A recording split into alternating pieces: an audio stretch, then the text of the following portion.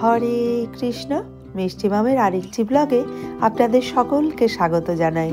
জগদ্ধাত্রী পুজো শুরু হয়ে গেছে আর চারিদিকে একেবারে মাইকের আওয়াজে মুখরিত। আজকে সকালবেলা করে আমি উঠে পড়েছি, বেশ ঠান্ডা ঠান্ডা পড়ে গেছে। সকালবেলা একদম উঠতে ইচ্ছা করে না। মেয়ে এখনও ওঠেনি, মা সবে উঠে একটু কাজ শুরু করে দিয়েছে। তো আমি ভাবলাম যে আজকে একটু আমি রান্না বান্না করব, তো সকাল সকাল করে একটু উঠি। আজকে একটু চিকেন কষা করব, আর তার সঙ্গে মা এদিকে ডাল করছে, ভাত করছে, আর আমি করব অল্প একটু করে ব্রাউন রাইস করব এই ভেজিটেবলস দিয়ে আর কি। চিকেনটাকে ম্যারিনেট করে নিয়ে রেখে দিয়েছি, তারপরে করব মাংসটা। আর এইদিকে দেখুন, আমি না কয়েকটা কাচের এরকম বাটি কিনেছি, মানে টিফিন বাটি। আমি স্কুলে মানে স্টিলের বাটির থেকেও আমার কাচের বাটি নিয়ে যেতে খুব ভালো লাগে। মানে টিফিনের ক্ষেত্রে এইরকম বাটি আমার ভীষণ পছন্দ। আমি প্রচুর কিনেছি এইরকম বাটি, মানে বোরোসিলের, তারপরে এগুলো এখন নতুন এই রিলায়েন্স স্মার্ট পয়েন্টে না ওদের নিজস্ব ব্র্যান্ড এইরকম কাচের বাটিগুলো পাওয়া যায়। তো একটু তো পুরনো হয়ে গেলে পরে সেটা আর আবার স্কুলে নিয়ে যেতে ইচ্ছা করে না। মানে এই যে মাথার উপরে রাবারটা আছে না, ওটা সাদা থেকে লাল ধরনের হয়ে গেলে আমার আর ভালো লাগে না। নতুন নতুন বাটি নিয়েই আমার টিফিন নিয়ে যেতে বেশি ভালো লাগে। যাই হোক, আমি একটু এদিকে ফ্রাইড রাইস তো করবই, মানে ব্রাউন রাইসে, আর এদিকে রায়তা বানাচ্ছি। এই পুজো উপলক্ষে যে পরিমাণে এটা ওটা খাওয়া হলো, তো এবার থেকে একটু শুরু করতে হবে হেলদি খাবার। রায়তার জন্য আমি একটু শসা, পেঁয়াজ, কাঁচা লঙ্কা, ধনেপাতা সমস্ত কিছু একটু কুচি কুচি করে নিয়েছি, মানে এই মেশিনের মধ্যে।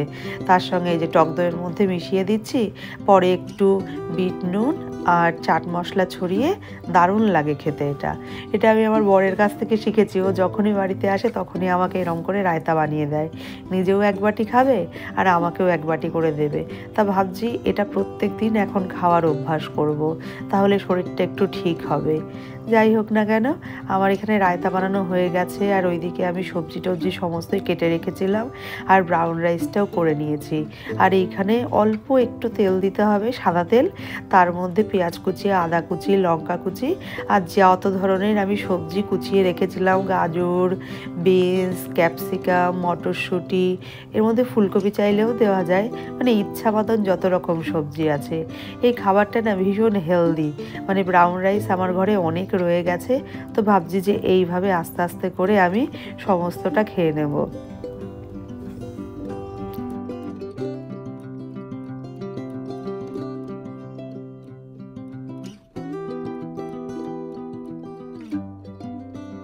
সবজিটা ভাজার সময় একটু নুন, তার মধ্যে একটু লঙ্কার গুঁড়ো দিয়ে দিলেই হয়ে যাবে। আর ব্রাউন রাইসও আমার রেডিই ছিল। একেবারে এমন পরিমাণে জল দিতে হবে যাতে একদম সঙ্গে সঙ্গে ফ্যান না ঝরাতে হয়। ব্যাস, দিয়ে একটু নাড়াচাড়া করলেই পুরো রেডি ব্রাউন রাইস। আর চিকেন কষাও আমার রেডি হয়ে গেছে।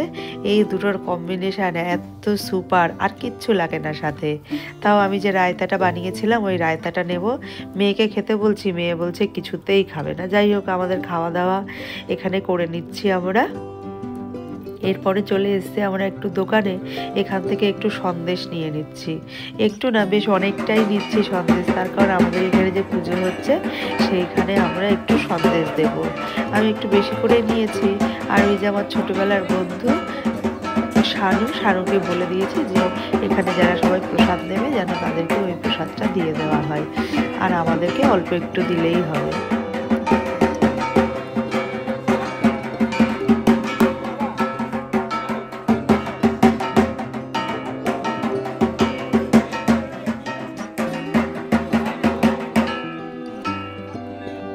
পাড়ায় পুজো হচ্ছে আর সন্ধেবেলায় খিচুড়ি প্রসাদ হবে না, তা কি হয়? এই খিচুড়ি প্রসাদের আশাই তো বসে থাকি সারাটা বছর। আর দেখুন, এখানে কড়াই কড়াই খিচুড়ি হচ্ছে। এত স্বাদের হয়েছিল খিচুড়ি। আমি, মেয়ে, মা অনেক জায়গায় খিচুড়ি প্রসাদ খেয়েছি, কিন্তু এইখানে সত্যি অসম্ভব ভালো করেছিল। মানে কাকুর হাতের মানে জাদুতে এত সুন্দর খিচুড়ি হয়েছে, প্রত্যেকটা মানুষ বলছিল দারুণ খিচুড়ি হয়েছে। দেখুন, ওইখানে তো হচ্ছে কড়াই কড়াই, আবার এইদিকেও কাকু আমাকে বললো যা দেখে আয়, আরও হয়ে রয়েছে, আরও হচ্ছে, মানে একের পর এক হচ্ছে। আর ওইদিকে বিতরণ করা অলরেডি শুরু হয়ে গেছে। আর সত্যি বলছি, হালকা ঠান্ডা পড়ে গেছে। ঠাকুরের প্রসাদ তো সবসময়ই অমৃত লাগে, কিন্তু এই ঠান্ডার সময়ে না আরও বেশি ভালো লাগে। আর এইদিকে চলছে আলুর দমের প্রস্তুতি, আলু কাটা চলছে। আলুর দমটা পরে হবে অবশ্য, এটা শুধুমাত্র আমরা মানে আর কি যারা বেশি এখানে মেম্বার আর কি তারাই কিন্তু একটু এই আলুর দমটা পেয়ে থাকে আর কি। যদিও আলুর দমটা অনেক পরে হয়েছে বলে আমি নিইনি, মাকে বলে রেখেছি আগে থেকেই 5 মিশালি ঘ্যাট করে রাখতে। আর এই যে রাতের বেলায় দেখুন মাকে কত সুন্দর লাগছে। আর এই প্যান্ডেলে ঢোকার একেবারে মুখে চলছে প্রসাদ বিতরণ, আর আমার মেয়েও এখানে যোগদান করেছে। ওর এইগুলো করতে ভীষণ ভালো লাগে, সবাইকে হাতে হাতে দিচ্ছে। আর এইদিকে দেখুন সেই খিচুড়ি নেমে গেছে, আরও খিচুড়ি হচ্ছে, মানে ওদিকে দেওয়া চলছে আর এদিকে তো আমরা পাড়ায় যারা আছি তারা প্রত্যেকে নিজের বাড়ির জন্য নিয়ে যাচ্ছি খিচুড়ি। আর কিরকম দৌড়াদৌড়ি লেগে গেছে দেখুন। কি সুন্দর যে খিচুড়ি হয়েছিল, মানে কি বলবো, দারুণ দারুণ। আর এই খিচুড়ির যেন একটা আলাদা মানে আর কি স্বাদ, মানে ঈশ্বরের আশীর্বাদে এই খিচুড়ির স্বাদ যেন মানে শত গুণে বেড়ে যায়।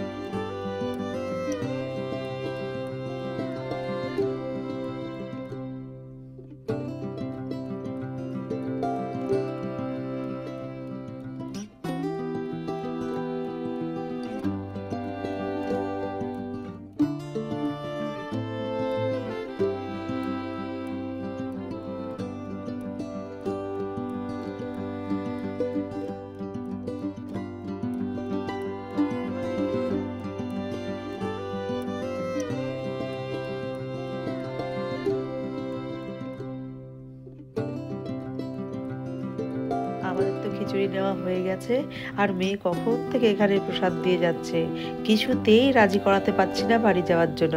বলছে আর 5 মিনিট, আর 10 মিনিট, এরকম করতে করতে 1 ঘন্টার ওপরে হয়ে গেছে। ওই দাদাগুলো মানে ওর দাদাগুলোও বলছে যা বুনু বাড়ি চলে যাও এবার।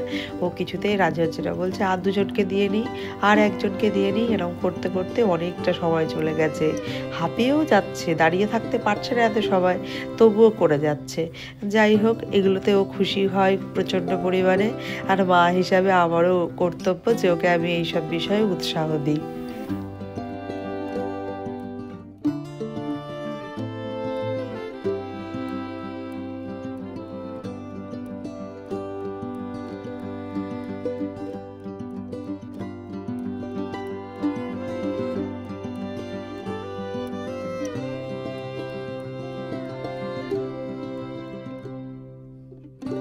ফাইনালি মেয়ে রাজি হয়েছে বাড়ি ফেরার জন্য। আমি জিজ্ঞাসা করলাম কেমন লেগেছে, বলছে দারুণ। প্রত্যেক বছর নাকি এটা ওর ডিউটি থাকলো যে এখানে এসে এসে ও সবাইকে প্রসাদ দেবে। কি যে খুশি আজকে কি বলবো। এই ধরনের কাজ ওকে দিলে পরে ও ঘন্টার পর ঘন্টা কাটিয়ে দিতে পারে। যাই হোক, আমরা তো প্রসাদ নিয়ে নিয়েছি, এখন গুটি গুটি পায়ে বাড়ির দিকে যাব। সামনেই বাড়ি, মানে 2-1 মিনিট লাগবে হেঁটে যেতে। আর গিয়েই আমরা খেয়ে নেব গরম গরম খিচুড়ি। আর আমার মা যে খিচুড়ি পেলে এত খুশি। ছোটবেলায় জানেন আমাদের পাড়ায় মায়েদের, কাকিমাদের, পিসিদের একটা গ্রুপ ছিল। সেই গ্রুপের মেম্বাররা সবাই তার ছেলে মেয়েকে নিয়ে মানে কোথায় কীর্তন হচ্ছে সেইটা খবর জোগাড় করবে, মানে কেউ একজন খবর এনে দেবে যে খিচুড়ি কোথায় হচ্ছে। আর তখন তো মানে কীর্তন হচ্ছে কোথায় সেটা মানুষজন শুনে চলে যেত, আর বেশ ওরা দল বেঁধে চলে যেত, মানে নিমন্ত্রণের কোনো প্রয়োজন ছিল না। তো এরকমও হয়েছে আমার একবার, যে আমি এরকম ছোটবেলায় কোনো এক সময় কোনো একটা বাড়িতে কীর্তনের খিচুড়ি খেতে গেছিলাম। আর বড় হয়ে যখন করতে গেছি তখন দেখছি খুব চেনা চেনা লাগছে। জিজ্ঞাসা করতেই বললো হ্যাঁ ছোটবেলায় আমাদের বাড়িতে কীর্তন হতো। যাই হোক, খাওয়া দাওয়া হয়ে গেছে, মেয়ে ঘুমিয়ে পড়েছে। দারুণ হয়েছে খিচুড়ি, আমি বারবার বলছি, মানে সত্যিই দারুণ হয়েছে। আর এই যে আমাদের গাছের কতগুলো নারকেল ঘরে অনেক দিন ছিল, একদম পেকে পড়া নারকেল, তার মধ্যে 3টে খারাপও হয়ে গেছে। মানে কে ছাড়ায় কে ভাঙে সেই অভাবে হয় না। আর যখনই নাড়ু করার দরকার হয় আমরা বাজার থেকে ছাড়ানো নারকেল কিনে নিয়ে আসি। এই মানে ভীষণ বাজে অভ্যাস আমাদের। তা মা আজকে ছাড়িয়ে রেখেছে, 3টে নারকেল নষ্ট হয়েছে বলে খুব দুঃখও পেয়েছে। বাকি আমাদের 4টে নারকেল পেয়েছে, আর নারকেলগুলো এত মিষ্টি ছিল না। তো এই দেখুন 4টে নারকেল, কতটা নারকেল ছিল, তার মধ্যে আমরা দিয়েছি 1 লিটার দুধ আর চিনি, আর তার সঙ্গে পুরো 1 কৌটা কনডেন্স মিল্ক। উফ, এই নাড়ুটা, আমার মায়ের হাতের এই নাড়ু একেবারে স্পেশাল। মানে সবাই এত পছন্দ করে। লক্ষ্মী পুজোয় করেছে, সে নাড়ু ফটাফট শেষ, পরে আবার 2বার করেছে, সেই নাড়ু আবার শেষ। এই যে এই 4র্থবার চলছে নাড়ু করা, আরও যে কতবার এই নাড়ু হবে তার কোনো ঠিক নেই। এটা কিন্তু অনেকটা সময় লাগে। আপনি বেশি জালও দিতে পারবেন না, কারণ বেশি জাল দিলে পরে নিচে লেগে ধরবে। আস্তে জালে ধীরে ধীরে করে ওই মা একবার নাড়ানাড়ি করছে, একবার আমি এসে নেড়ে দিচ্ছি, এইভাবে দুজন মিলে করছি। একা একা তো ভালো লাগে না এইসব জিনিস, একটা মানুষ যদি পাশে থাকে তার সঙ্গে গল্প করতে করতে খুব ভালো লাগে। আমার এত ঠান্ডা লেগেছে, আমার সমস্ত কথা নাকে নাকে হচ্ছে, তাতে সমস্যা নেই। আমি দেখেই বুঝতে পারছি যে নাড়ুটা কি দারুণ আবার হতে চলেছে। কালার কীরকম চেঞ্জ হয়েছে দেখুন। অনেকে চিনির নাড়ু করে শুধুমাত্র সাদা ধবধবে হয়, কিন্তু এইভাবে দুধ দিয়ে কনডেন্স মিল্ক দিয়ে করলে যেমন খেতে ভালো হয়, কিন্তু রঙটা কিন্তু সাদা থাকে না, এরকম একটা রেডিশ কালার চলে আসে। সে কালার যেমনই হোক না কেন, খেতে ভালো দিয়ে কথা, মুখে দিলে যেন মনে হবে একেবারে অমৃত। যাই হোক, মায়ের নাড়ুর পাক প্রায় চলে এসছে। এরপরে আমরা দুজন মিলে বসে বসে গল্প করতে করতে নাড়ু পাকিয়ে নেব।